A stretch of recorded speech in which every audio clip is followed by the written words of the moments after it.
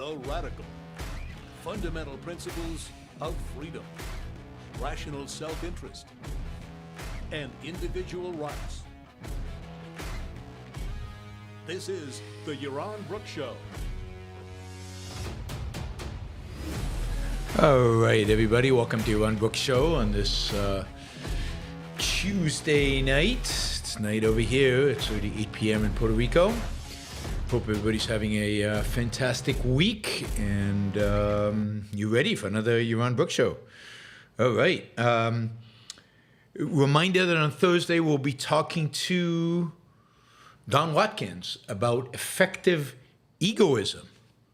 So I figured if we're going to talk about effective egoism on Thursday, and we know that Don got the term effective egoism from basically effective altruism, and that would be a good idea if we discussed effective altruism today and kind of covered a little bit about what it is and how it functions and how it works, so that we could have a nice contrast when we talk about effective egoism on Thursday with Don Watkins. Reminder, those of you who speak Hebrew, I will be doing a show on Thursday also at 10 a.m. East Coast time in Hebrew. So it'll be the first Yaron Brook Show episode of the Yaron Brook Show in Hebrew. That will be every 2 weeks, I expect, and that will be primarily for an Israeli audience, but anybody in the U.S. or anywhere else in the world who speaks Hebrew and would like to listen is welcome. It'll be here on my channel, just like any other show, and Super Chat will be available for that. Mentioning Super Chat, it's one way to ask questions today and help us, help fund this show, help fund my time. And you can ask questions, you can put up a sticker, but it's kind of value given that you're listening. The assumption is that you're getting value from what I am producing. And finally, you all know the Ayn Rand Institute is a sponsor of the show, and they are looking for candidates for the Ayn Rand Center US in Austin, Texas in late March conference. Ayn Rand Center. It's not Ayn Rand Center. It's Ayn Rand Conference in the U.S. in March. Applications for scholarships and attending are available. AynRand.org/start here. You can apply today. All right. So today we're going to talk about effective altruism. Now, I'm sure you've heard of the term effective altruism. It's been kind of in the headlines.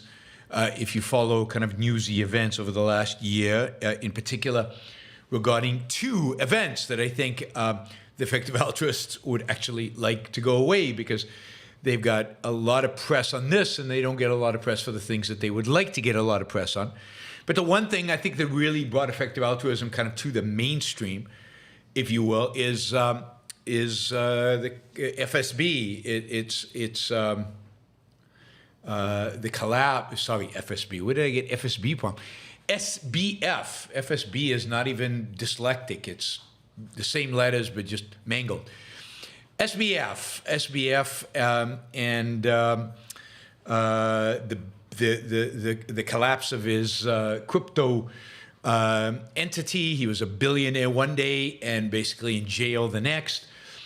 Committed fraud. It seems that clearly committed fraud, and has been prosecuted and found guilty and is going to spend a significant amount of time in jail. And SBF was a huge proponent of effective altruism. Indeed, he was a massive financial supporter of the effective altruism movement and the effective altruism causes. And arguably, he started his company and his whole crypto business as an effective altruistic act. We'll get to the context for that in a minute, how that kind of comes about.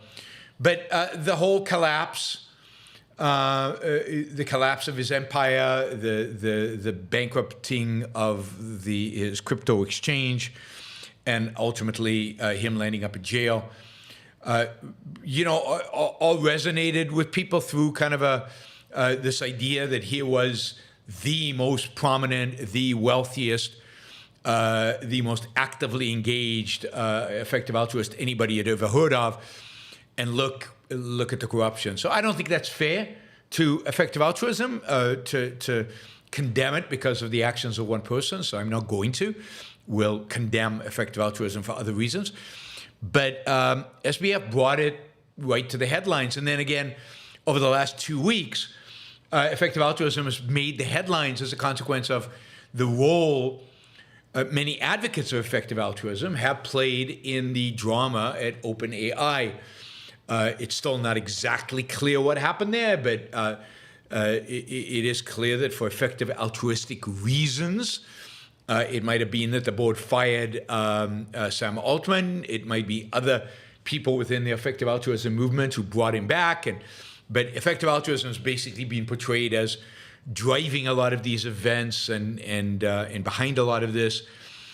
Generally, as a philosophy, ideology of tech, people involved in tech. Although not just people involved in tech, there are quite a few academics at Oxford University and elsewhere around the world who are advocates for effective altruism. It comes out of the work of some academics at Oxford, but originally from a Australian philosopher whose name, for some bizarre reason, has just escaped me. I count on having these available to me, but somebody in the chat will remind me of his name. So this is a movement that's been around for at least 10 years. It seemingly is a movement of I'd say Peter Singer. Thank you, Ian. Peter Singer, the ethicist, the Australian philosopher, altruistic philosopher. Effective altruism seems to be a movement of young people. It seems to be a movement of tech people, of super smart people. It is often associated with another movement that is very typical of Silicon Valley, which is the rationalist movement. And there were a lot of similarity and overlap between the effective altruism movement and the rationalist and the rational movement. Effective altruism certainly has had a big impact, I think, on Silicon Valley, on tech people, on the kind of tech projects that I think to some extent get funded. I think it's had a real profound impact on the Valley and how the Valley thinks about morality, thinks about ethics, and thinks about, quote, doing good. What else do I want to... so what I want to do today is I want us to look at 2 effective altruism projects. And then what I want to do today is try to understand effective altruism from the perspective of one effective altruistic intellectual who I have a lot of respect for outside of his effective altruism focus. And that is Scott Alexander, who is, Astral Codex 10. Why is this web page not cooperating? It doesn't really want to open. Come on, open properly. Anyway, so I want to talk about Astral Codex 10. If you remember, I talked quite a bit about him during COVID, and then afterwards, I followed his Substack for a few years now. I think he did some of the best work on ivermectin in terms of analyzing all the studies and then reviewing his work after the fact. And I'll tell you what I like about him, and that I think will be reflected also in oh God, yeah. I'm having internet problems. I'm not sure why. This new browsers has problems with certain. Anyway, so we will look at Astral Codex 10's decision to donate his kidney and how he was motivated to do that by effective altruism, why he did it, what he says his motivations were, because I think that'll tell us a lot about, again, effective altruism. But also, I want to go through how he made the decision, kind of walk through the thinking, the data he looked at, because again, I think this will tell us a lot about how effective altruism believes that we should make decisions in our lives, moral decisions in our lives. I mean, we'll talk about what it even views as morality, but how it assumes we should behave in our lives and what kind of approach we should take to that. One of the things I really, really like about Astral Codex 10, Scott Alexander, is that he is very astute when it comes to analytics and when it comes to, if you will, decision science, and when it comes to probability and statistics and econometrics, medical studies and things like that. And that was really good during COVID and other times, but it's also in other analysis. But it's also really interesting to see how he applies this to decision making when it comes to ethics, when it comes to morality. So that we're going to spend most of our time going through this idea of the kidney, but just to give you some more sense about. So effective altruism basically is altruistic. So it says, and it's a particular form of altruism. The form of altruism effective altruism adopts is utilitarianism. So it is a utilitarian philosophy. Basically, you should act in a way that maximizes the well-being of others. And how do you measure well-being? There are a variety of different ways. One of the things they do is they measure it through reduction of suffering. They measure it through extension of life, addition of life years where those life years wouldn't have happened. So preventing death, saving people from death. So those are kind of the measures that they adopt, and the thing about effective altruism is they want to be effective, so they're very scientific, they're very data-driven, they want to see clear results, they only support charities where you can see those direct results, and the whole idea is to live a life, not just in your charity, but to live a life that ultimately contributes to a better world, and therefore ultimately maximizes the utility of society, that maximizes utility across society. That is the fundamental utilitarian idea, and they take it very seriously. So, for example, there's a website called 80,000hours.org. 80,000hours.org. You can find it. And this is what the front page of this says. You have 80,000 hours in your career. I guess they've calculated that's probably what you're going to spend time at work. This makes it your best opportunity to make a positive impact on the world. If you're fortunate enough to be able to use your career for good, but aren't sure how, our career guide can help you. It has great new ideas for fulfilling careers that do good. Compare your options, different careers, and how much good they do. Make a plan you feel comfortable with. It's based on 10 years of research alongside academics at Oxford, and it's a non-for-profit, and they're providing this for free. They say our career guide covers everything you need to know about how to find a fulfilling career that does good. From why you shouldn't follow your passion, don't follow your passion, and why medicine and charity work aren't always the best ways to help others. It's full of practical tips and exercises. And at the end, you'll have a draft of your new career plan, all oriented not around your passion, not around your interest, not around what really you think is going to provide you with the most fulfillment and drive you towards your values. But really, it's geared towards how you will do the most good, as defined as some kind of utilitarian maxim that some kind of, maximizing the good of the most people out there. Right? Again, based on extensive research, and I'm sure we could challenge a lot of the research and challenge a lot of the thinking behind this.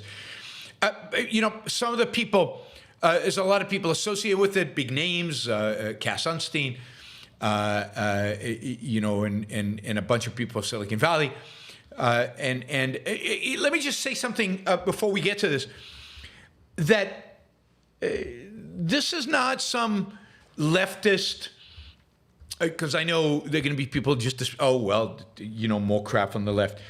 A lot of the people who adhere to this consider themselves, I'd say, small L libertarians. A lot of the people that adhere to this are kind of certainly right of center on a variety of different topics. For example, I think Brian Kaplan, the libertarian philosopher, is sympathetic. I think I'm not misrepresenting him by saying he's sympathetic to effective altruism, maybe more than sympathetic. Hanania, who I've talked about often, is quite sympathetic to effective altruism. So this is attractive to a lot of kind of people who view themselves as super rational and who have accepted what you would consider conventional morality, that is altruism. And this is a way to be rationally, in quotes, altruistic, right? So one idea about choosing a career, for example, which SBF took seriously, was one possibility is going to finance or going to something where, you might not love it, but you can make a lot of money at it. You're really talented at it, and you can make a lot of money at it. And that's good because even though the career itself doesn't, from a utilitarian perspective, doesn't help the world, you can then use that money to give charity, and that'll help the world. So your career helped the world through the amount of money that you produced, and you can use that money for charity, which helps the world, right? So it's, again, all focused on what impact can I have out there in the world, on other people, on their lives. And again, it's all systematized. So there's literally a website, an extensive website, really well, a nice website, it's well done. You can tell these are smart people from Silicon Valley that probably have marketing degrees and stuff like that. And a lot of articles, a lot of videos, and a guide and a thing to walk through and figure out what career should you choose to maximize your potential impact on the world out there. And of course, one of the interesting things, and I'm curious how Brian views this, Brian Kaplan, is they're not economists, and many of them have a very, very weak understanding of economics. But you would think that one of the primary things that an effective altruist, if you really cared about life and wealth and alleviating poverty and helping save lives and stuff like that, is one of the things they would be strong advocates for is economic freedom. Now, some of them are, but it's certainly not uniform. They are, again, this is to their credit, most of them are pro-economic growth. They realize that economic growth is good. They don't always connect economic growth with freedom. They don't always economic growth with individual rights, because I don't think the conception of individual rights, they would have one. But they are very much behind the yes in my backyard movement. They are very much behind the pro-build, pro-growth, pro-tech, pro-the future. So they're not part of this doomerist, for the most part, doomerist, climate change is going to kill us all, AI, maybe on the AI front they are, but they, for the most part, they tend to be very pro-science, pro-technology, pro-growth. So the progress movement that I know Jason Crawford, who I've interviewed on the show before, is very much a part of.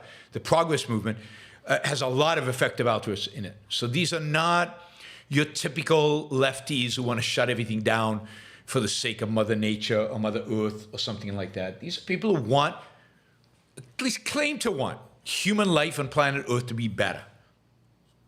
But that's it. That's their moral imperative. There's another page that you can go to if you're so inclined. Give what you can, givewhatwecan.org. And here you can go and you can pledge, whatever you can, however much you can, a meaningful portion of your income. They would like a meaningful portion. But they will accept only 10% if that's what you want to do. They will accept 10%. And they will make it very easy for you. They will auto-deduct it from your checking account or whatever. And then they will allocate it to the most effective altruism charities possible. And they again, beautiful website, a lot of information. They specify all the research they've done, how that research works, what that research is focused on. They've got giving guides. They've got the whole thing. I mean, wow. I mean, I really wish some of our objectivist websites were this good, this detailed, this effective. I mean, these are pros. They know what they're doing. All right, so that's kind of a broad, sense what effective altruism is, how it's known. Again, the idea is, a utilitarian idea is to help the world. So let's delve into this idea of, which I'm sure you've all had thoughts about, you've all considered, which is, and I don't know why this is doing it. I think Substack has some kind of quirk in it. Let me try something different. I've got this website open with, okay, it opened it now. All right. So here's the thing about if you're an altruist, in particularly if you're an effective altruist and driven by science, all of us have two kidneys. But we don't really need two kidneys in order to live. With one kidney, we do fine, and we'll get into some of the stats around one kidney in a minute. But the reality is we have two kidneys, and we could give up one kidney, and a lot of people do this for family members, and they donate a kidney. Somebody has a kidney disease, their kidneys are failing, they need a kidney transplant. Kidney transplants are very effective. There's a lot of science behind them. They've been done many times. They add significant numbers of years for the person who's receiving the transplant. The body, we now have techniques on how to do this transplant without the body rejecting the kidney. And we know that this is done. Now, years ago, maybe 10 years ago, somebody showed me an article about a guy who took his altruism seriously and donated a kidney, and we laughed at how nutty and crazy he is, and how, wow, I mean, it seemed to me at the time, all right, this is like, nobody does this. Like, this guy's weird. This guy's completely insane. Like, I know people who do it for loved ones, family members, and even then it's hard because you have to match blood types. But for somebody to just donate a kidney to a stranger, just donate a kidney to go to whoever, that's weird and unusual and sacrificial and altruistic and doesn't make any sense to me. When my life is a standard, it doesn't make any sense. And I thought, okay, well, there are people who take the altruism seriously, but they're not that many, right? It turns out that guy wasn't an aberration, at least not today, not in the world we live in today. That this is quite popular among the effective altruist community. That many of them have donated a kidney because it makes sense if you're an altruist and they take their altruism seriously. So here's the thinking behind this. So I want to go through, hopefully you find this interesting, but I want to go through, I do anyway, Astral Codex's 10's reasoning. He says, years ago you had an article by a guy who had given up his kidney, had donated a kidney. And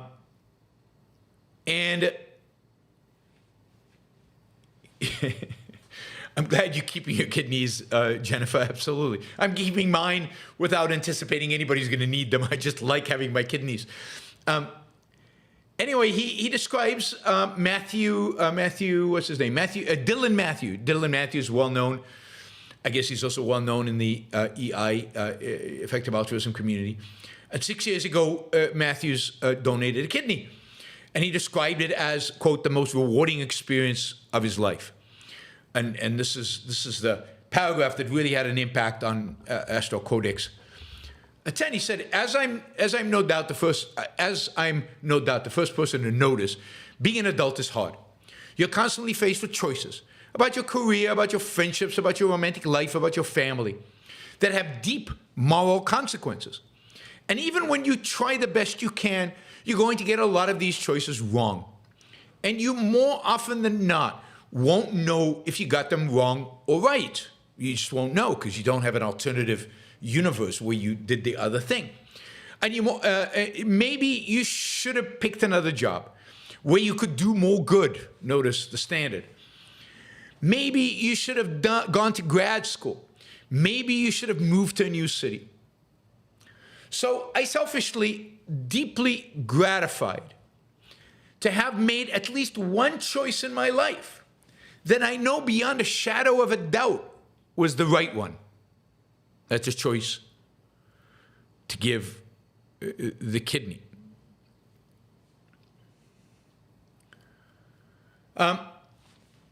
Anyway, Astro Codexten says he read this and was inspired by it, and it really moved him. And so he started to look at the stats, you know, what's involved in giving a kidney. I mean, this is what effective altruists do. They look at the data. So he says, okay, well, the risk of death in surgery is 3.1 in 10,000, or 1.3 in 10,000 if, like me, you don't suffer from hypertension. So the risk of death is 1.3 in 10,000. For comparison, that's a little higher and a little lower, respectively, than the risk of a pregnancy-related death in the U.S. The risk isn't zero. This is still major surgery. But death is extraordinarily rare. Instead, there's no good evidence that donating reduces your life expectancy at all. So you could do this and not reduce your life expectancy. And the risk of dying is only, I emphasize only, 1.3 in 10,000. I don't know, 1.3 in 10,000 for a optional procedure, because this is major surgery. I mean, that's not trivial. It's not zero. It's not 1 in 100,000. Optional procedures? I'm curious. Other forms of medical procedures that people do kind of that are optional, plastic surgery, other things. I wonder what the risk of death is in those circumstances. That would be interesting to measure. Anyway, you see how the thinking goes. 1.3, 10,000, that's not a lot. It's like dying and giving birth, and that almost never happens. So, and then it says the procedure does not increase your risk of kidney failure, but the average donor still has only a 1 to 2% chance of that happening. The vast majority of donors, 98 to 99%, don't have kidney failure later on. And those who do have kidney failure, you've only got one then, get bumped up on the list to get a donation themselves. Because they gave a donation, they get bumped up to the top of the list to get a donation. So this is the data. So then he goes deeper in. But to get the cat, I mean, this is, I'm just giving you this as a sense of how these people's minds work. Okay, but it turns out that to get a kidney transplant, you need to have a CT, a CAT scan of the abdominal. So, and it turns out that, you know, CAT scans we know have radiation. The radiation of a CAT scan like this increases your odds of dying from cancer caused by the radiation by 1 in 660. You know, it's still low, but it's significant. It's not clear how you measure that. It's not clear exactly what that means. It's not clear how right that is. When I read this for the first time, it kind of scared me a little bit because I've had several CAT scans. Now I'm really worried because several CAT scans, that means, you know, anyway, I don't have cancer. I'm pretty sure of that.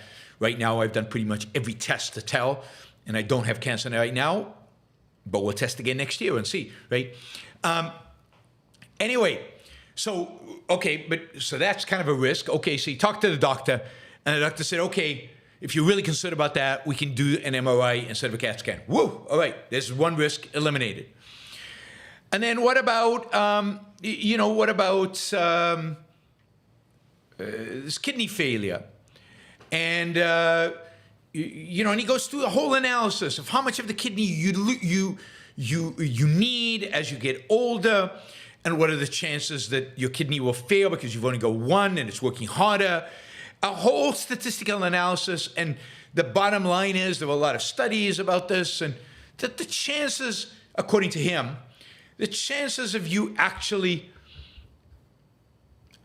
dying because you only have one kidney instead of two are basically very, very small. Again, pretty negligible. So he decided this year to do it.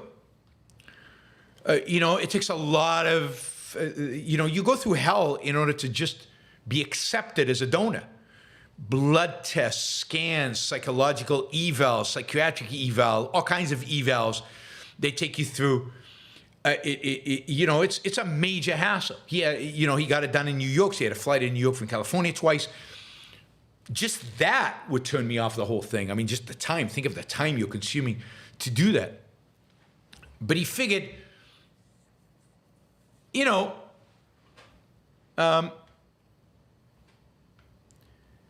extend somebody's life by, let's say, 10 years. So it's 10 life years. To buy 10 life years through charity, you would have to probably donate about $10,000 in Africa. So it's $10,000 of this, or maybe you could do both. You could save 2 people 10 life. Seems like a worthwhile thing to spend all this energy and time and effort. There was one line here that I thought was really interesting that surprised me that he would admit it. Let me see if I can find this. Because let me see if I can find this. It was important, I thought, because it tells you a little bit.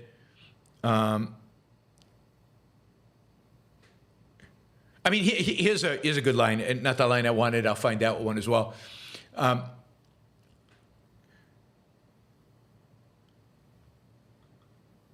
Here it is. So he says,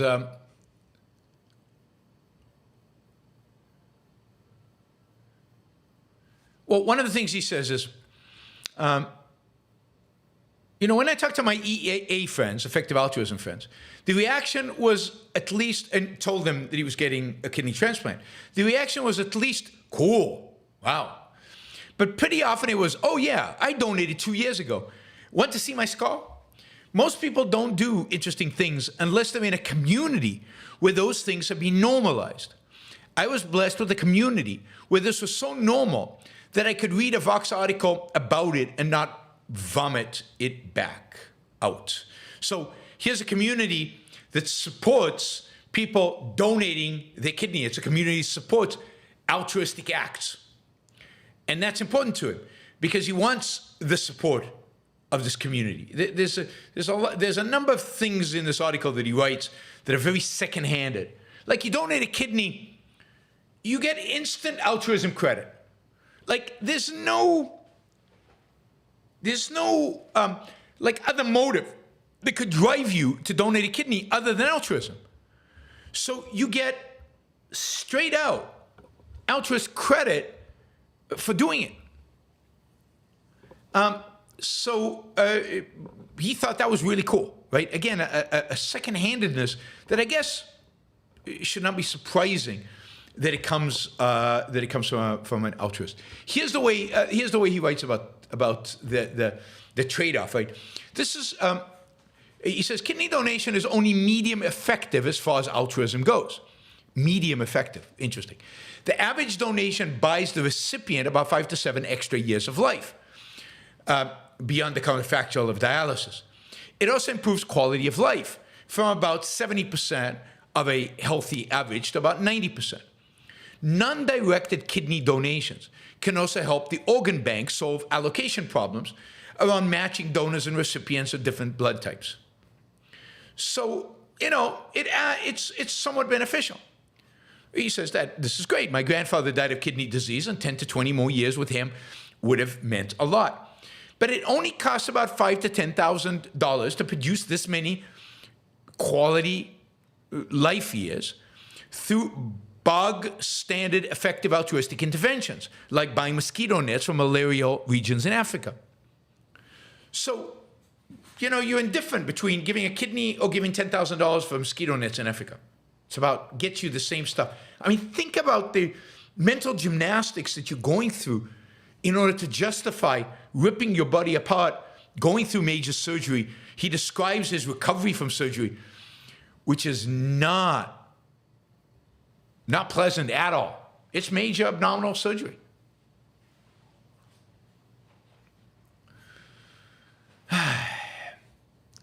Now, of course, Effective altruists measure everything. They look at the most effective thing, how they're using their money the most effective way, constantly evaluating alternatives, which is to their credit.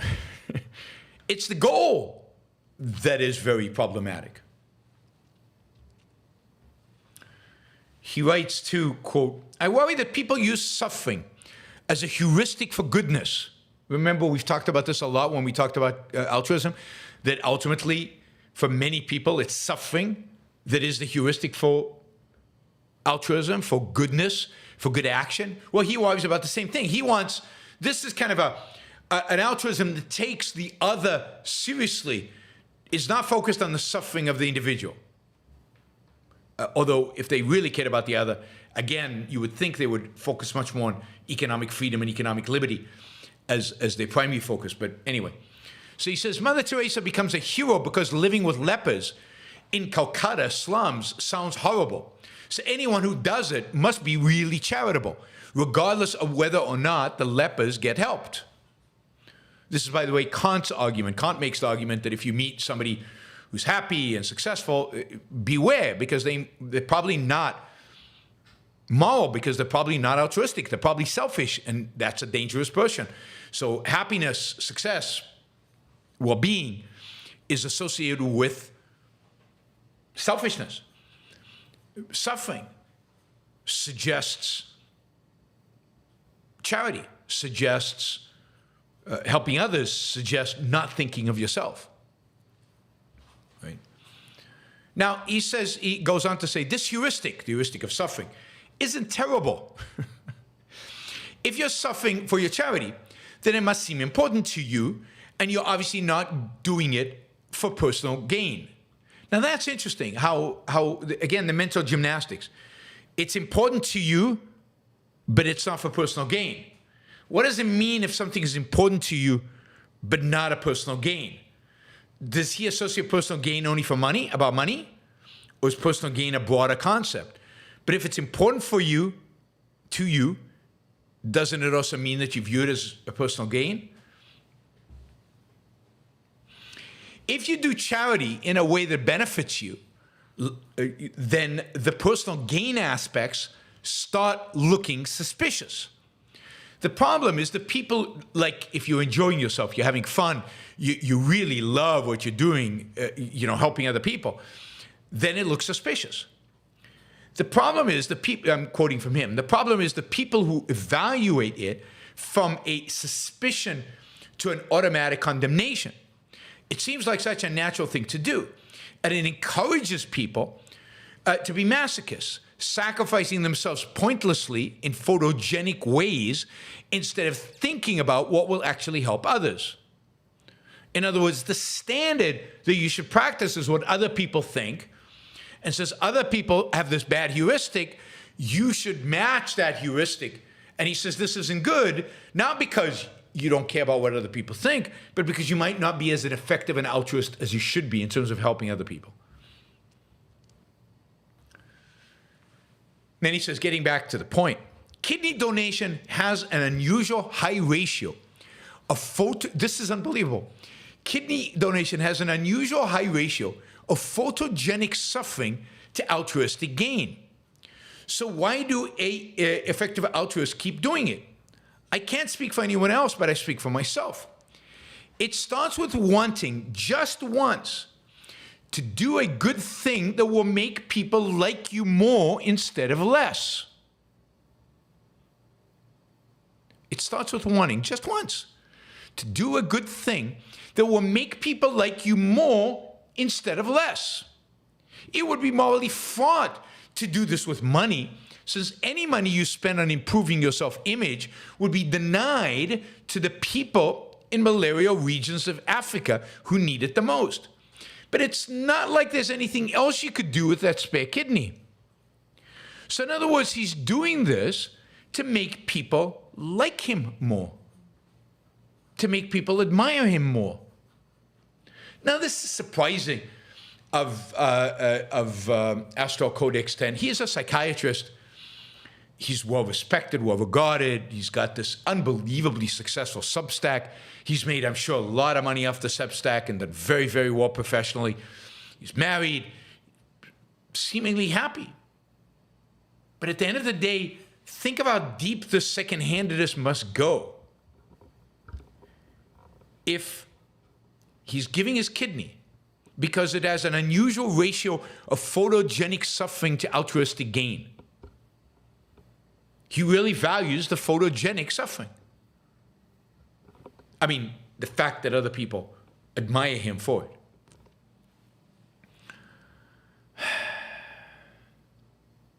And then he says, still, it's not just about that. All of this calculating and funging takes a psychic toll. Your brain uses the same emotional heuristic as anyone else's. No matter how contrarian you pretend to be, deep down it's hard to make your emotions track what you know is right. A lot of objectivists would sympathize with that. And not what the rest of the world is telling you. So the nice thing about this is you don't have to calculate. The amount of research you have to do is limited. It's pretty simple. You give up a kidney, doesn't do you much harm by giving it up, and somebody else benefits, and it's clean, it's simple, it's straight out altruism without all the heuristic brain damage that these people go through. Now, of course, he describes his time at the hospital, which is very unpleasant. He describes the side effects that are very unpleasant. I just don't see how you don't weigh this at all. But at the end of the day, what matters is he helped somebody else. I do find this interesting. At the end of the article, he writes, in polls, 25 to 50% of Americans say they would donate a kidney to a stranger in need, which is weird because there's 100,000 strangers on a waiting list for kidney transplants constantly. Many of them, 5,000 or 40,000, die each year because there aren't enough kidneys. So there's 5 to 40,000 people, strangers in need, that your kidney could help. So it is interesting that they say that. Are they saying it a virtue signal, but these are anonymous surveys? Are they saying it a virtue signal to themselves, which I think a lot of virtue signaling is not about other people, but it's to yourself. It's virtue signaling to yourself. It wouldn't take a large percentage of those 25 to 50% to take it seriously, donate a kidney to a stranger, and solve the problem. Of course, the problem could be solved, as Astral Codex 10 acknowledges, simply by creating a market for organs, as Milei is claiming he's going to do in Argentina. Make it legal to trade in organs, to sell your organs. And then you would solve this problem for good. And to Astral Codex 10's credit, he acknowledges that. I guess what's sad about this whole thing, I mean, he's got another article where he describes all the good effective altruists have made in the world.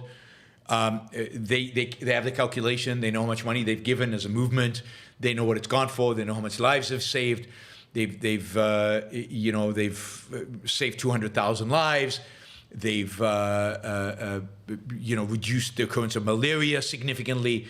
I mean, they have detailed lists of this stuff. I mean, yeah, saved about 200,000 lives, mostly from malaria, treated 25 million cases of chronic parasite infection, given 5 million people access to clean drinking water, supported critical trials for both malaria vaccine that has been approved and one that's in track, supported additional research into vaccines for syphilis, malaria, and other things, supported teams giving developmental economics. They're also big on animal welfare, so they're big on not having animals not suffer in commercial farming. They're big on AI and all the protections and restrictions on AI. Although one of the biggest effective altruist people out there is this Eliezer something who is I attended a kind of a panel that he was on. the world's going to end. AI is going to kill us all. There's no question about that. And very doom and gloom.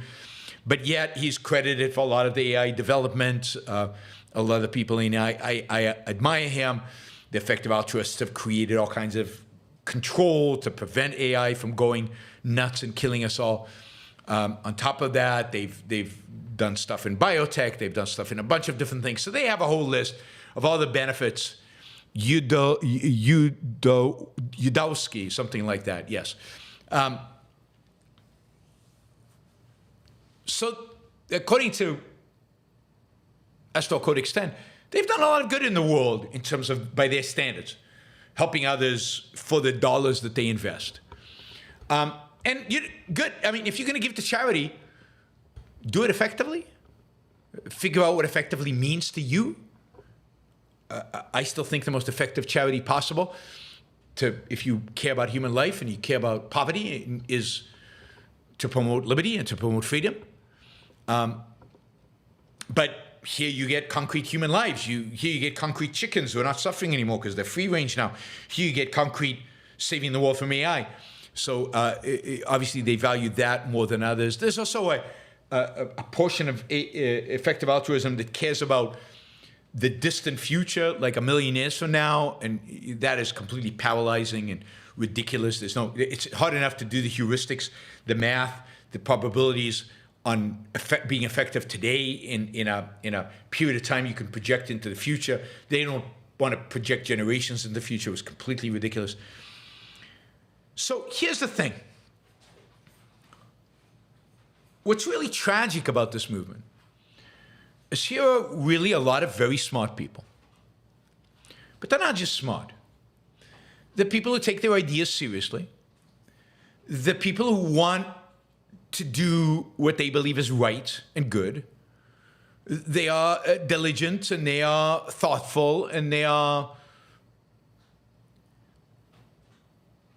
they want to align their emotions with their values. They take whatever ethical code they have, this idea of utilitarianism, which I think is fraught with contradictions and conflicts and problems. But put that aside. I'm sure they've got answer to everything, whether it's a good answer or not is a different question. And then they go all in on it, and they're committed to it. And overall, their ideology is not the kind of ideology where you fear people going all in, like, the Nazis were all in, the communists were all in. These people are less harmful, put it that way, at least to the rest of us. They might be harmful to themselves, but to the rest of us. And they're smart. They love science. They love technology. They want to apply reason. They are part of what's called the rationalist community, which is, again, an attempt to apply reason, primarily through statistical analysis, unfortunately, but facts, data, knowledge, to problem solving. The problem they want to solve for is morality. And the tragedy here is, really the tragedy here is that they've just accepted a conventional morality. They've accepted a false morality. They've accepted, I think the best version maybe of this false morality, but a false morality nonetheless. And many of them, let's be clear, many of them have been exposed to Ayn Rand. This is the kind of community that has probably read Ayn Rand, met objectivists. Again, Jason Crawford knows a lot of these people. Certainly know of Rand, know of Atlas Shrugged. And yet, and I think maybe part of that is Astral Codex 10's admitting that he cares what other people think. A certain conventionality, a certain second-handedness, which almost always goes with altruism, because altruism is, of course, about the other, and therefore you care about what the other thinks. It's the other you're trying to please. But it's a shame. It's tragic.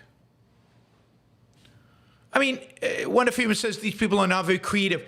But they are. Outside of their effective altruism, they are.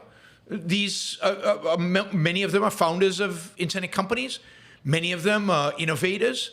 Many of them are tech entrepreneurs. A lot of them at the cutting edge of artificial intelligence right now, at AI. These people are creative. They're not creative when it comes to this particular area in their life. But I view it as tragic more than anything else. I see the immense human potential that exists here. The talent that they have. And they're devoting it to something that is completely wrong, self-destructive, not even benevolent. I'm not going to give my kidney to a stranger for the simple reason that, it's just not worth it for me. The hassle, the pain, the risk. They might claim there's no risk, but I don't completely buy their stats of living with just one kidney instead of two. I intend to live a long life.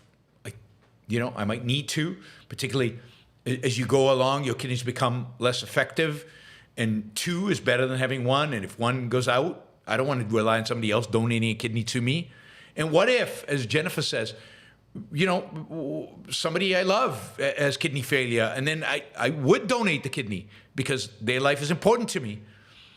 But there's so many possibilities that relate directly to my personal values versus helping a stranger. Helping a stranger is not that important to me. I'm way too focused on my own life, my own values, my own happiness. Choosing a career so that I can maximize the benefit to other people? Why? Choose a career that benefits my own happiness. So the whole framework is wrong. Utilitarianism is wrong.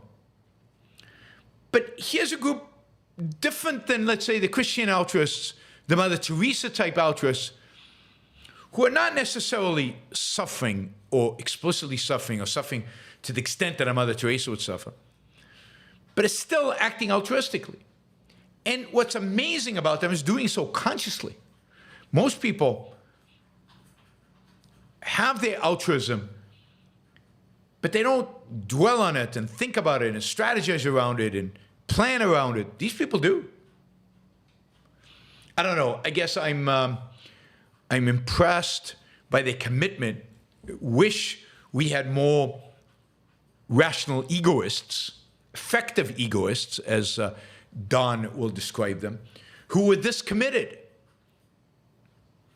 And I wish our movement was this big, had this kind of money, and was focused on teaching people to think in the right way so that they could bring themselves out of poverty.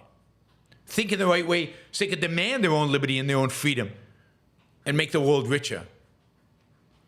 Think the right kind of way so that, first and foremost, could make their own life happier, better, more effective.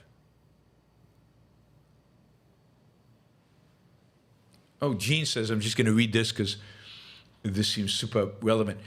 Jean says, funny, effective altruism was part of my path to objectivism. An objectivist friend pointed out how Bill Gates, the businessman, did way more for the world than Bill Gates, the philanthropist. That was a huge mental shift. Yeah, and here's the thing. Your friend got it from me because I'm the one who made a big deal out of that comparison in my talk on the morality of capitalism 12, 15, 13, 14 years ago, and since have repeated it 100 and something times. So that is my shtick, the Bill Gates stuff. So tell your friend, stop stealing my stuff. No, please steal my stuff as much as you can. The more you steal my stuff, the better. And I take it as a compliment. But anyway, the more important thing is, yes, that's one step in the shift. But the second step in the shift is, it's not about changing the world. It's about your own life. It's about your own happiness. It's about your own success. It's about the one life that you have that ends at some point and is gone and disappears and you don't get it back.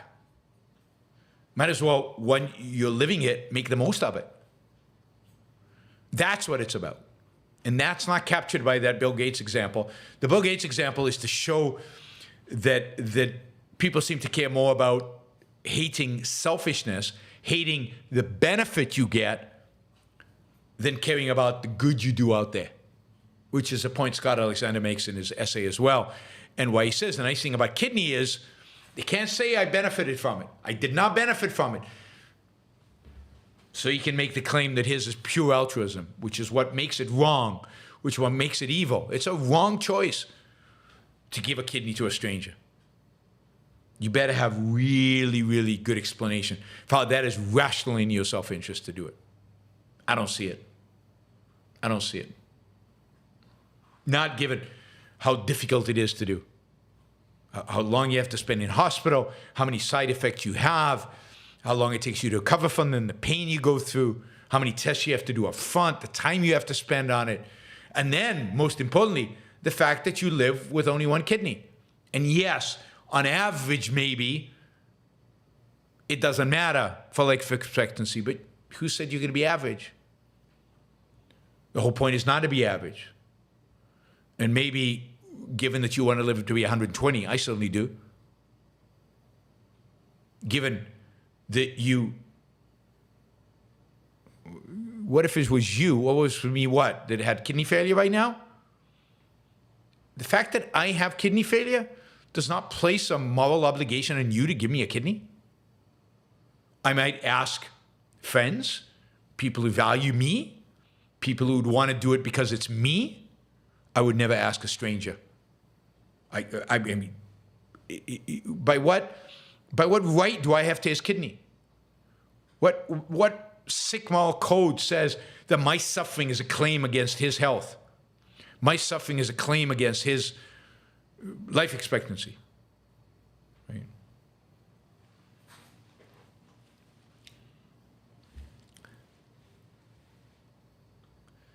All right. So interesting, Gene. I'm glad you made the transition from effective altruist to Ayn Rand, to objectivism. This is great. I love stories like that. All right, let's go to a super chat. Please consider asking questions, particularly $20 and above. We still need to raise about $320 on the super chat to get to our goal. So ask $20 questions so we can get there quickly. A bunch of you have asked $50 questions. So, that's great. Gene says, no worries, that same friend got me to YBS. Oh, hey, he's forgiven for stealing my my Bill Gates example. I'm kidding. But that's great. That's great. You know, this is the thing. This is how ideas spread, how philosophy spread, how you ultimately change the world. And now maybe now you can accuse me of being an effective altruist, but this is how you effectively change the world, one mind at a time.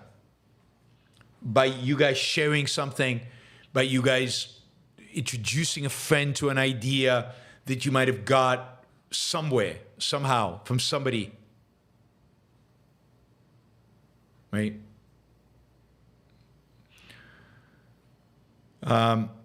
Sam Cox is asking a question. I'm going to take it again because it's right on the topic. And it's his first Super Chat question. So thank you, Sam. Congrats. Sam says, giving a kidney to a stranger does not take into account the stranger, the character of the stranger. Is he worth your sacrifice? Now, let's be clear about how I use language and how Ayn Rand used language. Nothing is ever worth your sacrifice. Sacrifice means giving up a higher value for a lower value. Sacrifice means moving away from life, closer to death. It means being worse off. So the real question is it worth your effort? Is it worth your suffering? But by definition, a sacrifice is never worth it. I mean, I know we use sacrifice a little different than many people out there. But you're absolutely right. There are people out there who, if I knew their character, and I knew who they were, and there was reason to believe that I could get significant value from them, I guess I'd consider it. Certainly if there was somebody I loved, certainly if there's somebody I admired, I cared for, and I knew, I would do it. I would contribute a kidney. But a stranger, no, it just wouldn't work. Oh, you know what I forgot to do? Let me just see if there are more kidney questions and effective altruism directly questions, and then I need to do this movie review. The questions about altruism, which I'm going to save, and I'm going to get to, I promise. I just want to see if there's anything about kidneys and directly and effective altruism.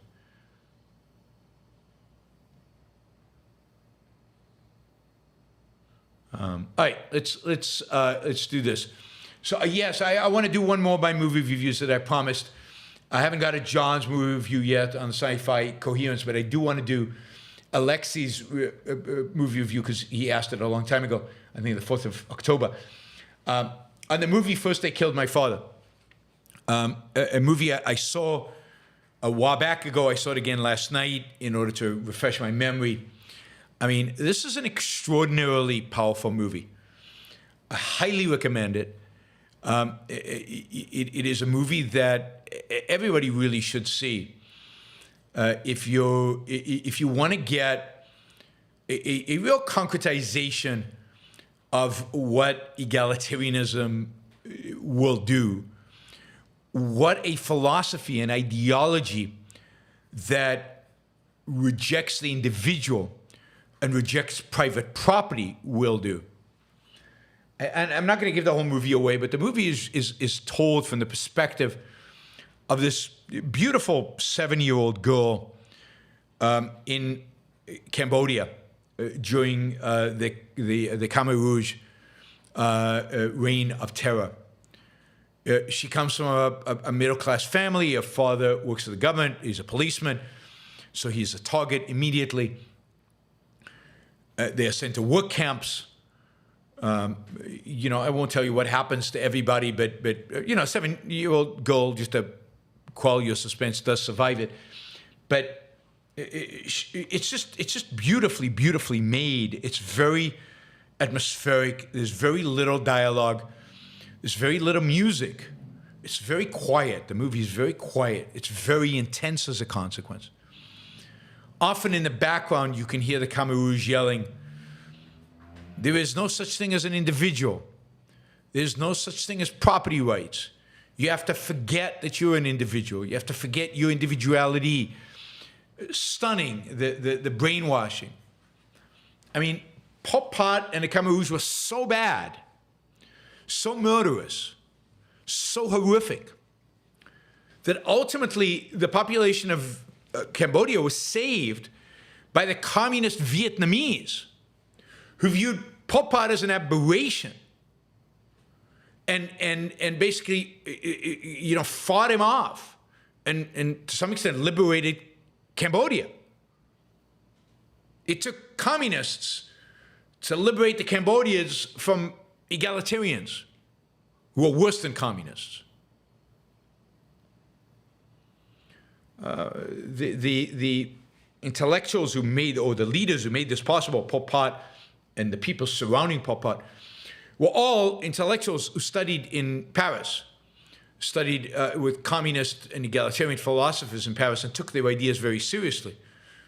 Maybe like these effective altruists, they took them very, very seriously and were committed to acting on them. As a consequence, not shown in the movie as much. There's not a focus on egalitarianism, just on the horror of what's going on. They killed anybody who had a degree, anybody who could read, anybody who had glasses. They killed people of ability because they couldn't get everybody to the same level. Because how do you get them to that level? The only way is to kill the able. They killed people who were too good at growing food, they were too good at anything, got killed. And nobody was spared. People who lived in the cities, people who lived in the countryside. The movie starts with the emptying out of the main city in Cambodia, whose name slips my mind right now, but just an emptying out, everybody in the street and go. The movie hints at the responsibility of the United States for the whole situation. I'll leave that to historians to determine how truthful that is. Blame Henry Kissinger. I think many historians do blame Kissinger for it. The bombing of Cambodia during the Vietnam War, which was not clearly justified and was done in secret and weird. But the heart of the movie is the sheer brutality of any ideology and regime that stops treating individuals as individuals. The brutality and the necessary death by starvation or by other means of an ideology that does away with private property completely. And again, interesting because the Vietnamese did away with private property too, at least in those days. I think today they have pseudo-private property like China, but they're the ones who liberate the Cambodians. The movie is beautifully shot. It's directed by, of all people, Angelina Jolie. It's one of the few movies she's directed. But it's done very, very well. I think she was very, very effective in this. Again, this emphasis is on anti-individualism, anti-property rights of the Khmer Rouge. I'm surprised because she's quite, well, she can be left. She's certainly anti-Israel and pro-Palestinian. But I highly recommend it. It's really, really well done. It's not a story of the Khmer Rouge. It's not a history. You kind of lose any sense of time. It's not clear how much time passes in the movie. And I don't know historically how much time passes from the Vietnamese occupation of Cambodia, from the Khmer Rouge to the Vietnamese occupation. It has to be a few years. In the movie, it doesn't seem like a few years, but it doesn't really matter because the story is really about this one family and this one girl. And from that perspective, it really is beautiful. So sad, powerful, but not gratuitously violent at all. I mean, there's some horrific scenes there. There's some chopped limbs and brutality of war kind of stuff. But it could have been a lot worse given what the Khmer Rouge did. So I highly recommend it. It's called First They Killed My Father. It is on Netflix. And it's about 2.5 hours long. It's a long movie, but you won't notice it. It really flies by, and it really is just visually stunning. And again, the acting, a 7-year-old girl, she carries the movie really, really, really well, and quite amazing, very emotional. Yeah, what can I say? I mean, the whole story of the Khmer Rouge, which the movie only tells a little bit of, is fascinating. We tell that story we tell in Equal is Unfair, my book with Don Watkins. So I encourage you to read the book and read the story. But watch the movie. Art has an incredible ability to affect you and I think inspire ultimately, because at the end of the day, this is a movie of survival and in spite of everything.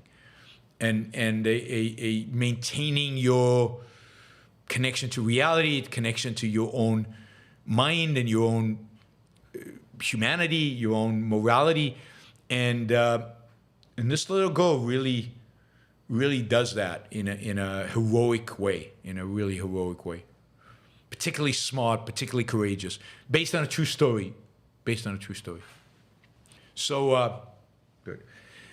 Somebody says usually people use sacrifice as a trade-off, but it's not. And people don't use it that way because a trade-off is a trade. And so they use it as a package deal of a trade-off and as of giving up something more important. So what Jesus did, was that a trade-off? No. Do people think that what Mother Teresa did was a trade-off? No. I mean, real sacrifice, the sacrifice that gains moral credit, what often people term as self-sacrifice, is not a trade-off. It's a negative trade-off. It's a trade-off where you lose. It's a sacrifice. It's where you lose.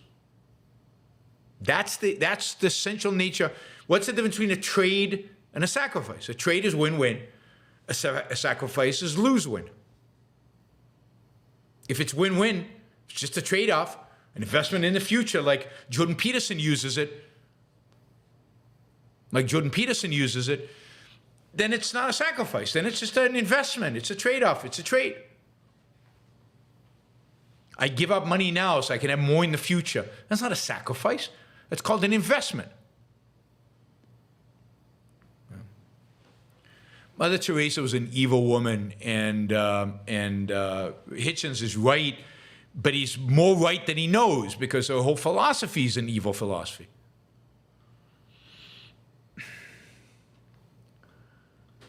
All right. Liam, $50. Thank you, Liam. Still quite a bit to go on the goal, but plenty of time. Feel free to ask questions. Again, we've got lots of $5 to $10 questions, so think about 20, 50. And if you just want to do just want to support with a sticker, that's good too. $5, $10 stickers, $20, $100, all good. You can do any of those. So Liam, altruists seem to think evil is more powerful than the good. So they always cower in the face of it. Many leftists often give money to bums on the subway, not out of compassion, but because they're afraid they will be assaulted if they don't. I think that's right, but I don't know that that's driven by the altruism part of them. That is, I would separate, people are generally afraid, and people have this belief, which I think is really false, that if you don't help the poor, if you don't have a welfare state, if you don't give them alms, then they will rise up against you and they will hurt you as a middle class or rich person. I think that's false, but there are people who are motivated by that, at least to some extent. They're motivated primarily by fear. Although that might all be a rationalization for their altruism. Right? So,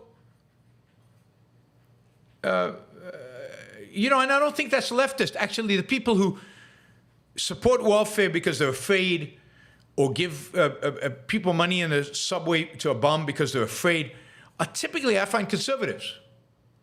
I often find the conservatives who support welfare, and you push them why, they go, because otherwise there'll be a revolution and they'll rise up against us.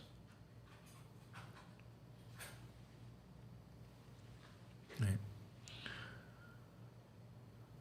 So, yeah, look, altruism is a philosophy, a morality that is incompatible with reality and with human nature, and as a consequence, is going to induce fear.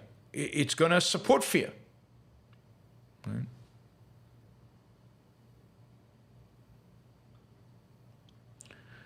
That Doodle Bunny, was this a Pearl Harbor type moment where Israel knew the attack was coming, although maybe not as extreme as it was, but let it happen to be able to have Hamas attack first so they would have enough international goodwill to reoccupy Gaza? No, no, no, no. Absolutely not. That is an ugly, horrific myth. First of all, it's not completely clear that's what happened with Pearl Harbor. It might be what happened with Pearl Harbor, but it's not irrefutable. It's not, definitive that that's what happened with Pearl Harbor. But it is 100% not what happened in Israel. First of all, Israel does not want to reoccupy Gaza. Israel has no interest in reoccupying Gaza. Just more Israelis are going to die. And what's the point of it? What does Israel need Gaza for? It's not like there's any, a gold there that they can take, or what are they going to do with Gaza? Gaza is going to be a massive headache for them, and they know it. Israel's occupied Gaza in the past. They gave it up for a reason. It was a massive headache.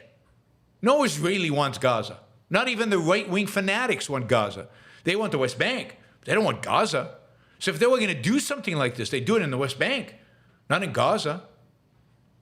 So no, the chances of this being a Pearl Harbor type thing are they are zero. You also need to understand Israel.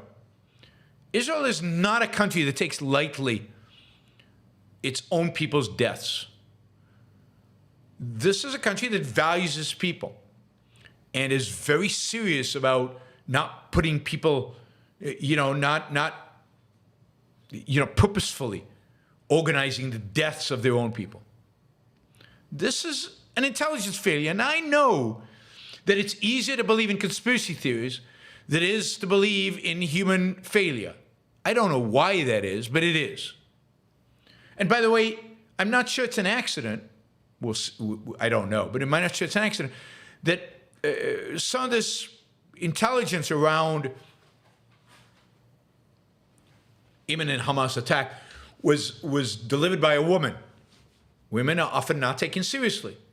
It's interesting that in the CIA, it was women who provided the intelligence and who were pushing for Al-Qaeda is going to attack us. There's an attack brewing. There's an attack coming. We should take this more seriously. And they were poo-pooed and dismissed. This is an intelligence failure, nothing more than that, and a political failure. And by the way, Israel has had many opportunities to occupy Gaza. Hamas has attacked them many times. So, no. Again, the probability that this was a Pearl Harbor kind of event is literally, if you know Israeli intelligence, if you know anything about the Israeli military, it's zero. Yom Kippur War, Israel did delay calling up the troops not to offend Americans because they were afraid America would turn its back on them if they were perceived as preempting. And in that, they sacrificed a lot of Israelis. But that was pressure from the outside. It would have never been done internally. So, no.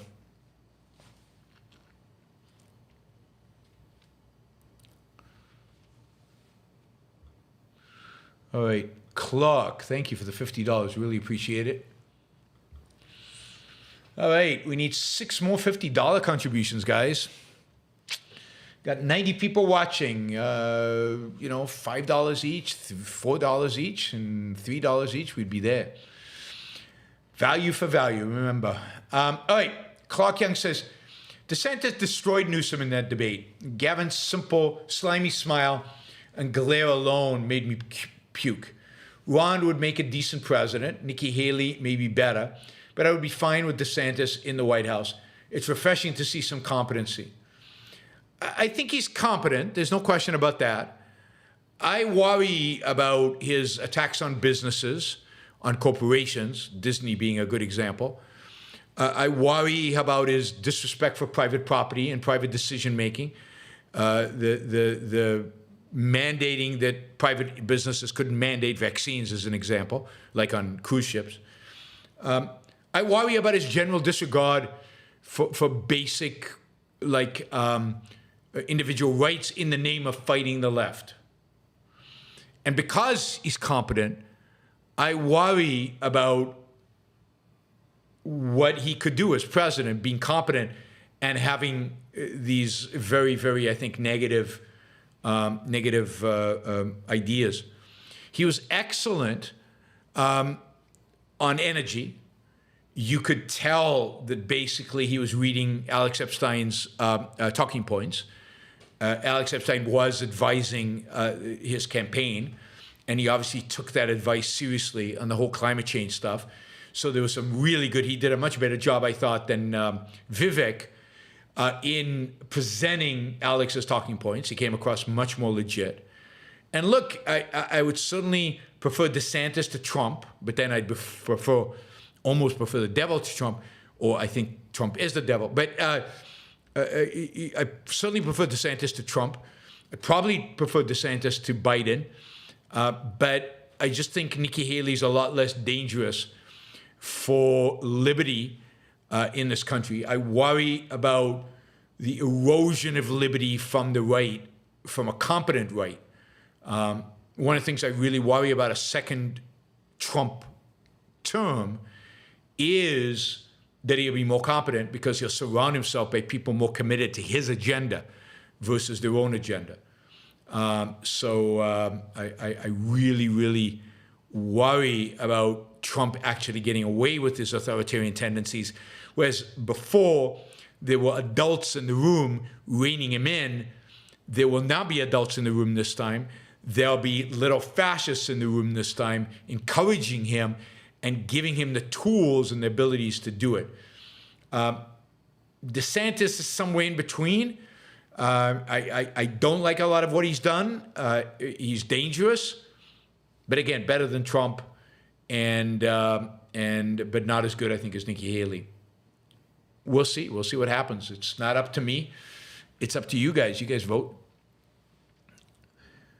All right, James Taylor. Is Candace Owen picking up on the growing anti-Semitism on the right and thinks playing to it will somehow boost her rating? Steven Crowder seems to be playing to this younger, more bigoted crowd as well. Yes, I think that's part of it. I don't think it's all of it. I think they believe it. Look, Christianity has always been anti-Semitic. It doesn't mean all Christians were anti-Semitic, but Christianity is anti-Semitic. The Catholic Church was anti-Semitic. Martin Luther was a rabid anti-Semite. If you're anti-elites, a lot of Jews among the elites. If you're anti-left, a lot of Jews among the left. If you're anti-academics, a lot of Jews among the academics. It's easy to see a connection and to associate a lot of the evil you see in the world with Jews. I also think that for a lot of people, the Palestinian cause, for a lot of Christians, the Palestinian cause makes sense. A lot of Christians, even though they reject woke and intersectionality, come from a philosophy that is the source of intersectionality. Right? Is the source of intersectionality, right? Because it is the first morality, really, that basically places virtue with the weak, virtue with the meek. The meek shall inherit the earth. Virtue with the suffering, and virtue with suffering for its own sake. And so it's not surprising to me that many Christians become anti-Israel, because Israel is strong. And they gravitate their moral sympathies towards the suffering. But yes, I think Candace is also very confused. Candace is also very influenced by a lot of the new right ideas. And this is just one of them. She's being sympathetic to, of course, Charlie Cook is the one who really brought her in. And Charlie's been on this kind of anti-Israel thing. The anti-Ukraine and pro-Russia, pro-authoritarianism. Again, you could argue that Israel is a liberal country, and they're very much against liberalism.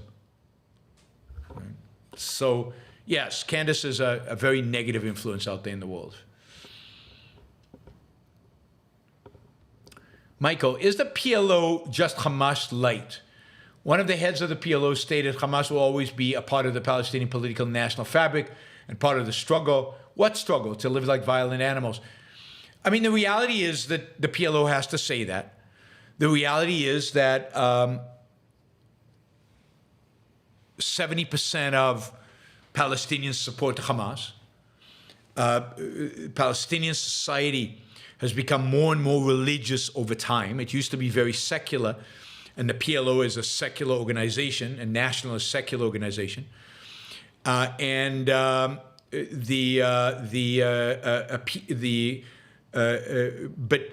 over the last 30, 40 years, Palestinians have become more religious and therefore more oriented towards Hamas. The PLO cannot say Hamas is evil, Hamas is bad, because then they'll lose whatever support they have because they know that the people they govern are religious, much more religious than they are. The PLO are Hamas light in their hatred of Israel.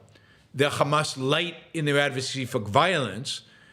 They're not Hamas light when it comes to religion. They're generally secular. And they're not quite as fanatical, maybe because they're not as religious as Hamas is. And they are much more open to compromise with Israel, at least as an interim step, right? And Israel's claim to eradicate Hamas, the problem with it is that Hamas is so popular in the West Bank that even if they get rid of every single leader, even if they kill thousands of Hamas troops, unless they crush the will of the Palestinians to fight and to resist, new leaders will come about, new people will adopt the ideology. The ideology will not die. The ideology is very popular and widespread in the Gaza Strip, in the Gaza and the West Bank. James says, do all these neurotic altruists and people afraid to fail not realize if you're not willing to be a fool, you can never become a master? I'm not sure what that means exactly. But look, I want to make clear, these are not people who are afraid to fail. These are people in Silicon Valley. These are entrepreneurs. Many of them are in startups. Many of them have failed many times. So I don't want you to think that at least effective altruists are not like the Mother Teresa altruists. They're not like the Christian altruists. In that they are of this world, they within this narrow, really bad ethical context, they try to justify and use science for what they do. And they are entrepreneurial and they're pro-economic growth, and many of them are small libertarians. They're just really compartmentalized. But they're not anti-risk taking, quite the contrary. These are the people who are taking on the risks, many of them. It's Jennifer says they're a new breed. Yeah, they're a new breed of altruism, which is really bad for them because it means that they don't get to enjoy the fruits of their own ability, which is sad. Andrew says he goes through painstaking empirical analysis to warrant the sacrifice of giving up his kidney. But doesn't his moral standard of value call for giving up more body parts next? How would he answer such a call? Well, he'd do the same empirical analysis, right? You can't give up a liver because you only have one. I don't think he's willing to give up his life, right? So I think he thinks that staying alive is of value. And so he's not willing to give up his life. Other body parts, he might, if you could make a convincing case that it wouldn't involve him dying and it would benefit others and it wouldn't raise the probability of he dying too much. But he's not suicidal. There was this guy, the first guy I read about who had given up his kidney said at some point, look, if somebody much smarter than me and more productive than me and more a greater benefactor to humanity than me needed my other kidney, I guess I would have to give it. I don't think Scott Alexander would think that way. I think he weighs his life in this utilitarian balance quite heavily.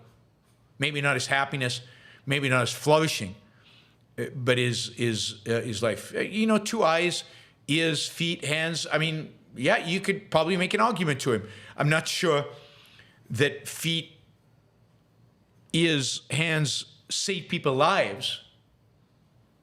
Maybe an eye for somebody to see for the first time. You know, you might be able to convince him. I don't know. It's crazy. It's crazy.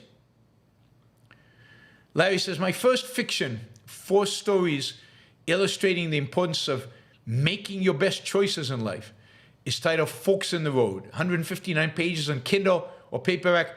Let me know how much you charge to review it. I don't know how long it is. How long is it? I mean, I reviewed Miraben's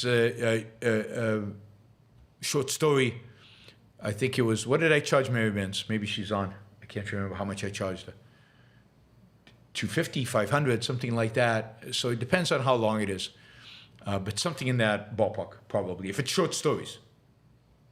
Probably 4 short stories would probably be at least 500.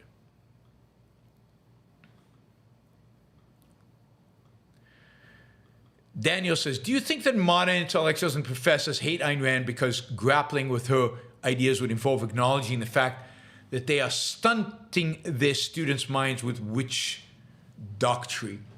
Maybe I charged Mary Benz 500. We can find out from Mary Benz how much I charged her, and depending on how long yours is, we can adjust. I don't think so. I don't think they care enough about their students to worry about it. I think it's more about themselves. I think that it would involve acknowledging that they're wrong. They've been wrong for a long time. That the papers they've written are wrong. The books they've written are wrong. That their whole way of thinking about the world is wrong. I think that's much more... They care much more about that than they care about what they've taught their students. I mean, if you guys think that professors care that much about what they teach, you're naive. They don't. Same with modern intellectuals. They care about what they write. They care about their own perception of themselves. They care about what other people think of them. That's the other problem with Ayn Rand, is that other people would think they're crazy, that other people would dismiss them, would not take them seriously. And other people weigh heavily on what other people's view. You saw it with even Scott Alexander here. Other people's view of them is very, very important to them. They're very second-handed in that sense. Doodle Bunny, do you make a distinction between what they call pathological altruists and ordinary altruism? I don't know what pathological... Yeah, I mean, not really. Altruism is altruism. It's placing the well-being of others above your own.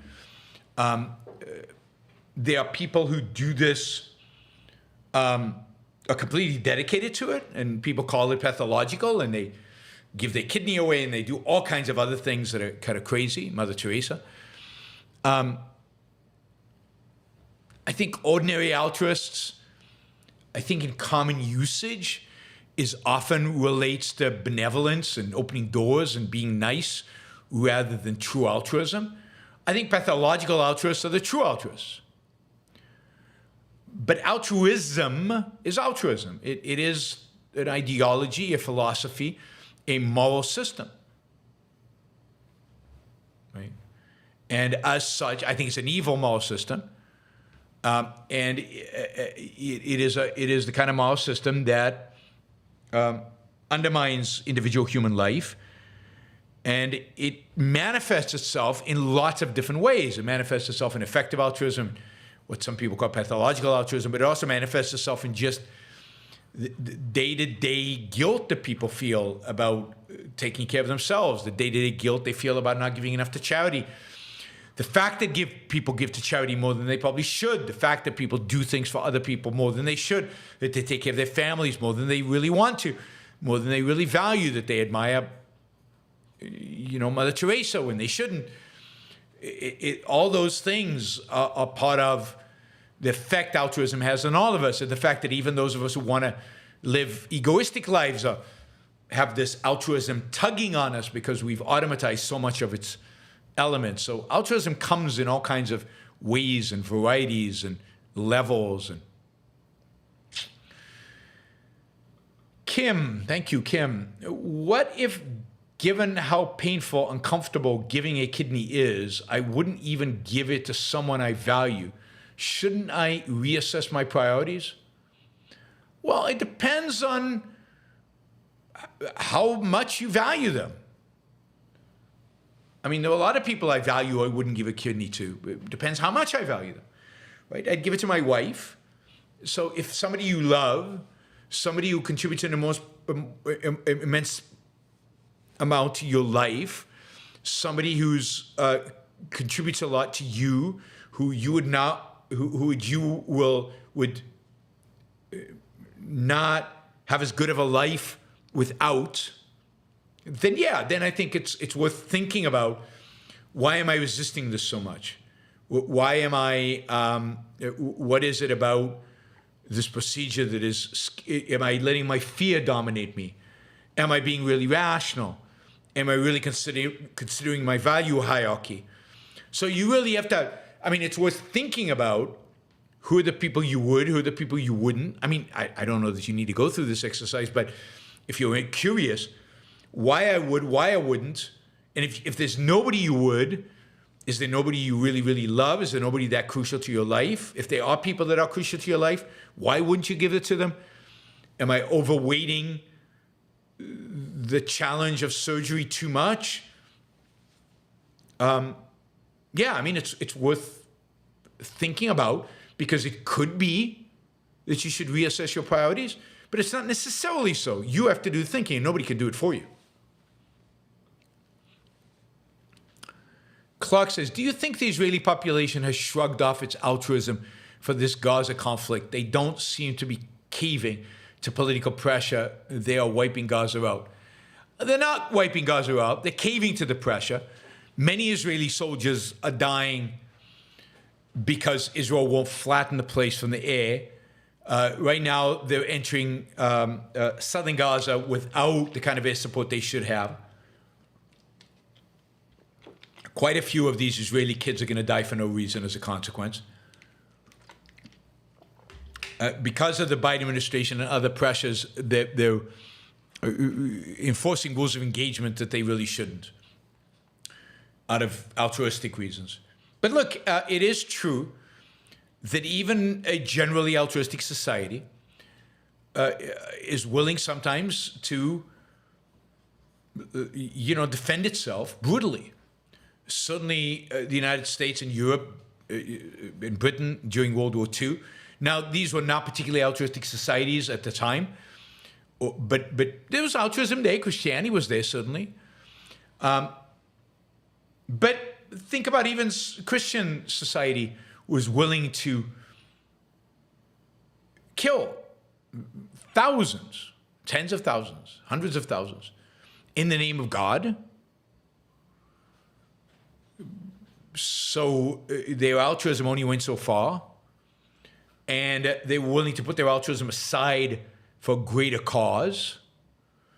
If you were Protestant and suffering, it didn't count because you were going against God. So, or the opposite, right? Catholic if you were Protestant. So, people have throughout history been willing to put their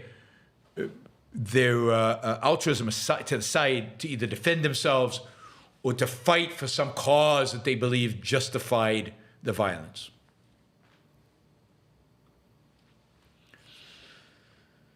Hopper Campbell, for the altruists, it's the side that is competent, where it is incumbent upon them to restrain their behavior in dealing with the utter complete savages.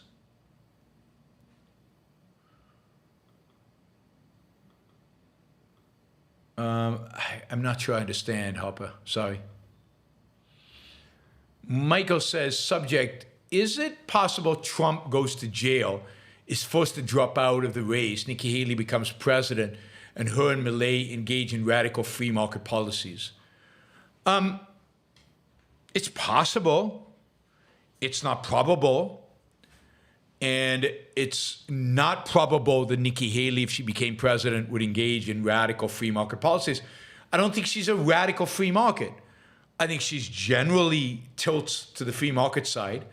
I think she's better than most Republicans on the issue of free markets. I think she's better than DeSantis on free markets.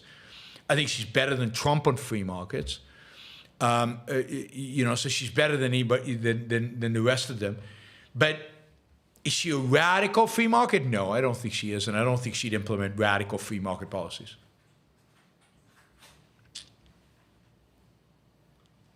And I think it's unlikely she gets elected, but that's because Republicans are idiots. It's not an accident. It's called the stupid party because they have a chance to elect DeSantis over Trump, and they're going to blow it. At least it appears that way. How would you grade Israel's response to 10-7 so far? Daniel says, I would give it a B minus. I thought it would be a D, so B minus is high. It was too slow getting going. Not enough has been done from the air to protect Israeli soldiers on the ground. Because it was too slow, I think it let some of the leadership of Hamas, kind of get organized in terms of hiding in a way that maybe they wouldn't have been if Israel has acted much faster. But of course, I don't have intelligence. I don't know for a fact. I think Israel should have been much more brutal from the air, from day one, and should have gone in much sooner than they ultimately did. And I don't think the ceasefire was justified. But I give it a B minus. It's not a disaster. Usually it is. Daniel says, why do you think Hezbollah hasn't attacked Israel from the north yet? Because it's afraid. Hezbollah is in a relatively weak position in Lebanon. Lebanon is basically a failed state. It is a crumbling economy. People are sick and tired. Lebanese are sick and tired of Hezbollah to a large extent. They blame a lot of the problems in Lebanon on Hezbollah. So Hezbollah is in a precarious situation in Lebanon.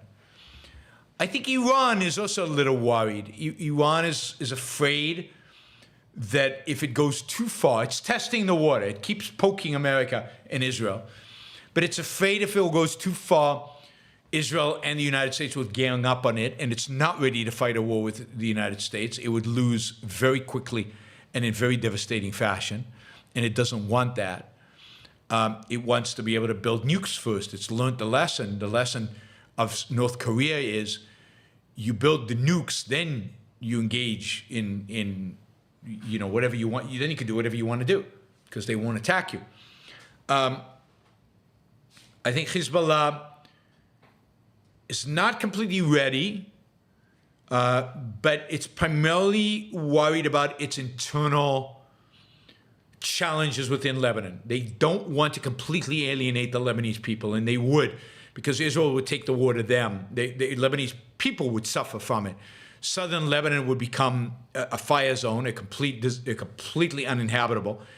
And Beirut, where Hezbollah's headquarters are, would be devastated. And the Lebanese people have had enough of that, and I don't think they would completely tolerate it, right?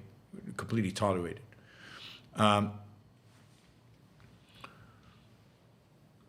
So Larry says he would do it for $500. Let me take a look at Folks on the Road in terms of the length and get back to you. And if that works, then you can do the $500 on PayPal at Yaron Brook Show. So bring it up next show. I'll check it out in the meantime on Amazon and let you know if the $500 works. Michael says, DeSantis is much better governor than he is a presidential candidate. His advisors want him to be Trump, but you can never win by copying someone else. I think that's true, but I'm not sure he was that good of a governor. No reason to believe he was a great governor in particular.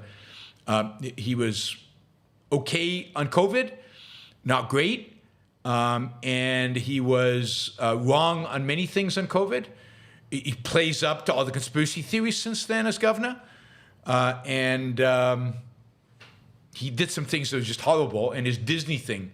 Now you could argue that is all a part of the campaign.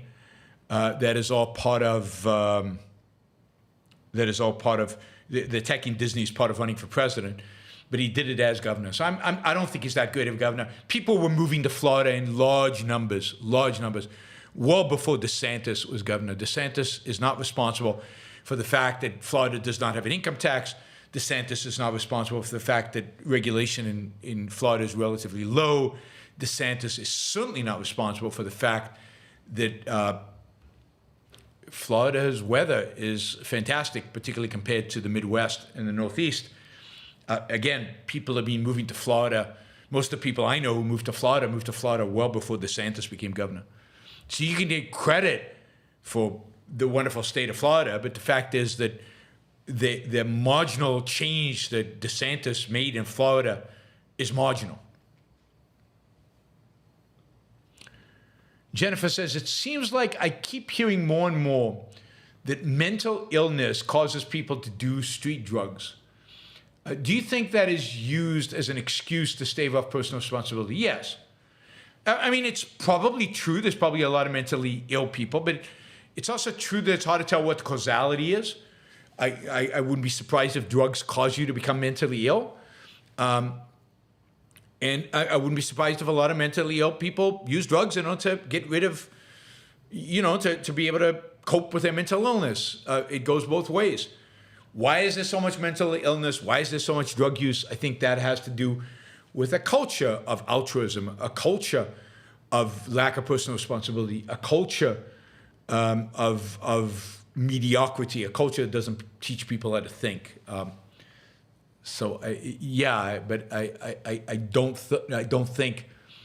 I definitely think that a lot is done in order to stave off personal responsibility. People addicted to drugs. Well, how'd they get addicted? They made a choice. People don't want to go there to that choice. James Taylor says, you give up reason, you give up self. Absolutely. Liam says, will your shows in Hebrew be translated? I don't think so. It's just too expensive.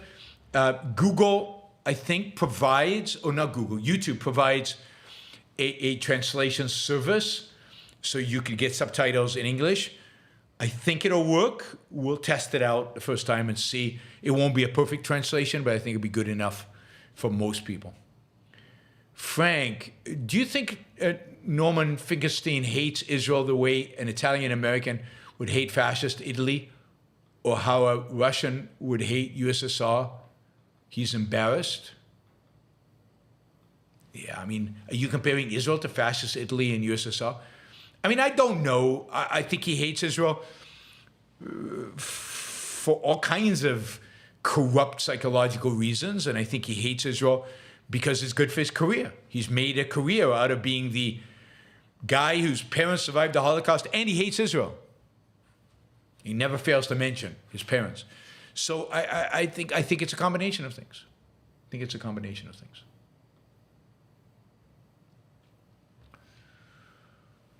Whew, all right. Oh, we're going on 2 hours. Still got a few questions. We're still about $170 short. 90 people watching. That's $2 a person. If you find value in the show, please consider contributing. All right, let's see. That Doodle Bunny. What's the best way to care what others think of you? Is it even realistically possible? What's the best way not to care? Is it even realistically possible? We live in our hierarchies, and climbing the ladder in life means caring how you present yourself to others. Well, which others? And in what context? Of course, you care about what others think of you if they are of value to you. You care what your wife thinks of you. You care what your boss thinks of you in the context of your job. But you don't act in order to please them. You act based on what is right, and hopefully they are the kind of people who are pleased by the fact that you're acting right. So you care about that about them.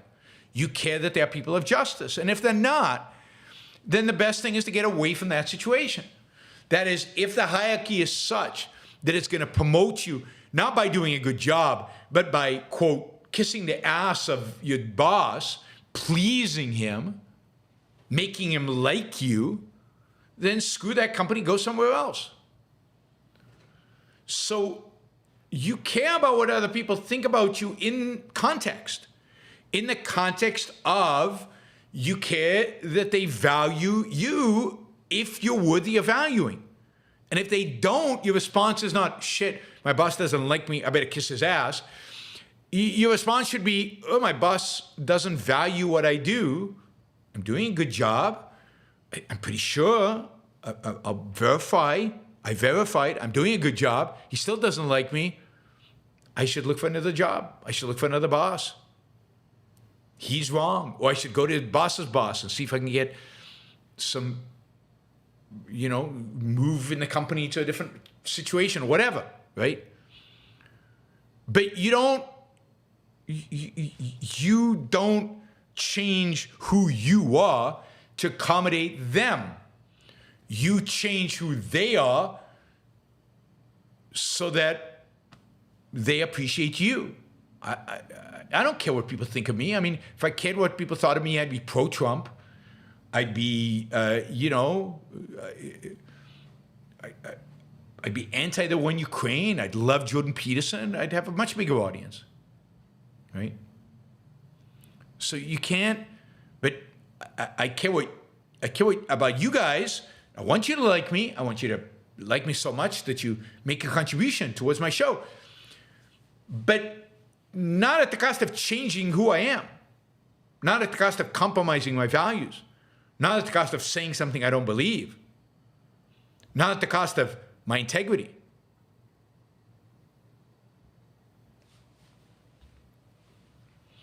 Hopper Campbell, don't these envious losers get tired of trying to destroy the world all the time? Must be exhausted. I'm not sure who you're talking about. But there are plenty of envious losers out there that applies to. I guess not. I guess that's their shtick. James, I just read that the only non-governmental mass killings in the 20th century were the Hutus slaughtering the Tutsis in Rwanda. Non-governmental mass killings in the 20th century.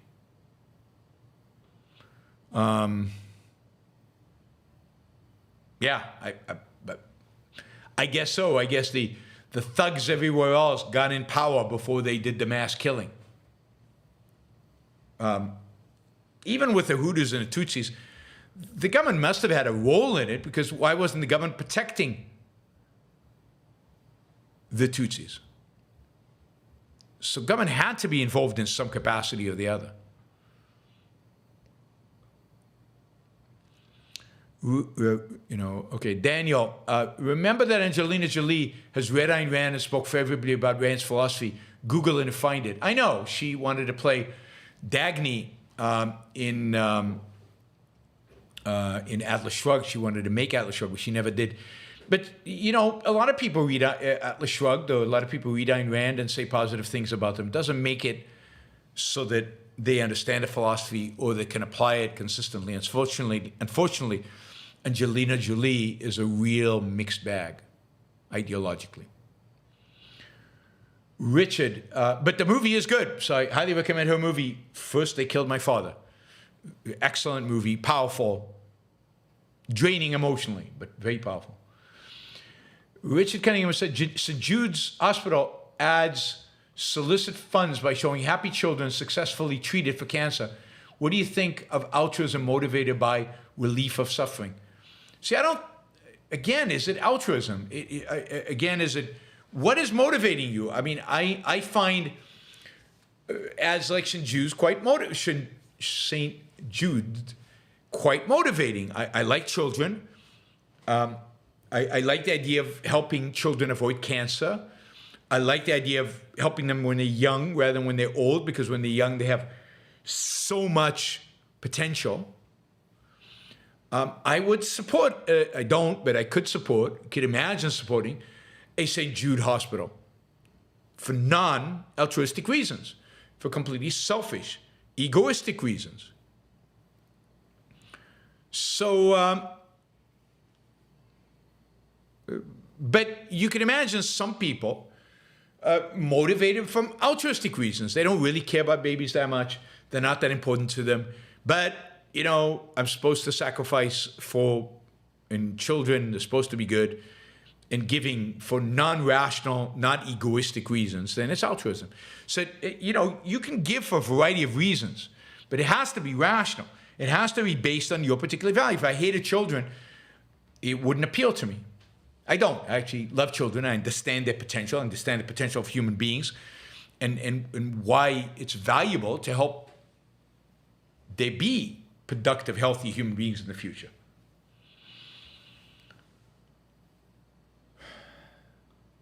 MP creates. Some people say comedians are like a canary in the coal mine for the broader culture. What is your opinion on comedy as an art form? What role does it serve in an objective society? God, that's a big question. I mean, generally, I like comedy.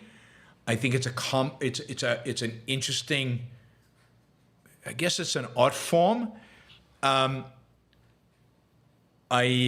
think that what you laugh at says a lot about who you are and what your values are. I think today's comedians tend to be vulgar and not funny. I don't find them funny anyway. But some are funny, and some are to the point, and some make fun of things that deserve making fun of. So I don't think they're canary in the coal mine, but I do think they are one expression of a culture. So when comedians start making fun of woke, that's good. It's a sign that woke is become, it's acceptable to make fun of it. And that's a good thing. But I often find that they make fun of things that shouldn't be made fun of.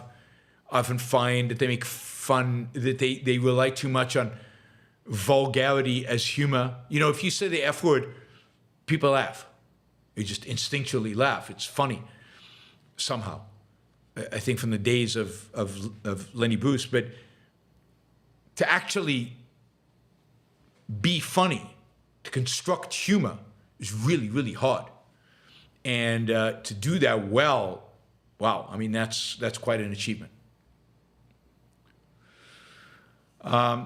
Florida Nick says, any thoughts on GTA 6 trailer? I haven't seen the GTA 6 trailer. I don't know what the GTA 6 trailer is. What is GTA? I don't know. You have to be more explicit with me. These cultural references. I'm a simple guy. I don't know.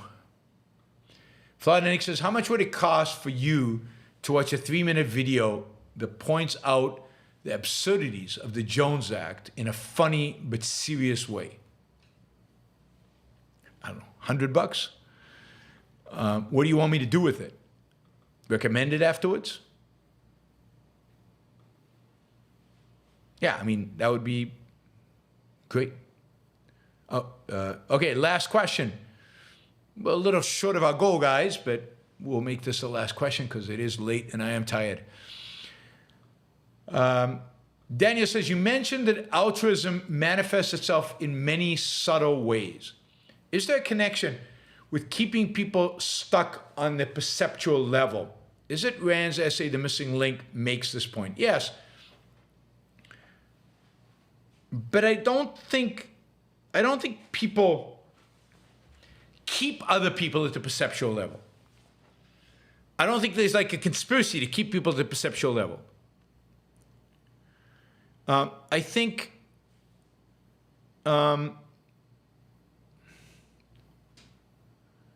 that people at the perceptual level, kind of as a personal choice, it's kind of a default. Thinking requires effort, and suddenly being at the perceptual level is connected with altruism, because altruism reduces the incentive to be conceptual. To be conceptual is to see the contradictions, to see the hypocrisy, to see the compartmentalization, to see the evil in the world from an altruistic perspective, to see the fact that if you're going to be an altruist, you're going to suffer. But if you don't suffer, but if you're not an altruist, you're not moral. So morality equals suffering. But wait a minute, do I really want to suffer? All of that are the kind of, they reduce the incentive to think. They encourage people to be at their perceptual level.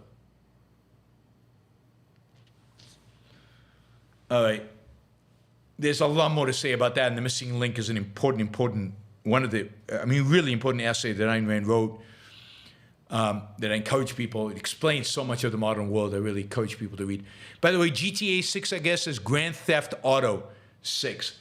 I never played Grand Theft Auto. I don't know much about it, except that it's about violence and property crime. I don't like the glorification of violence or crime. I try to prevent my kids from watching and playing Grand Theft Auto. I'm pretty sure I failed miserably in trying to prevent them from doing that. I don't endorse it. I don't like it. I don't like the glorification of violence. I don't like the idea of a first party playing a game where you are acting out evil actions.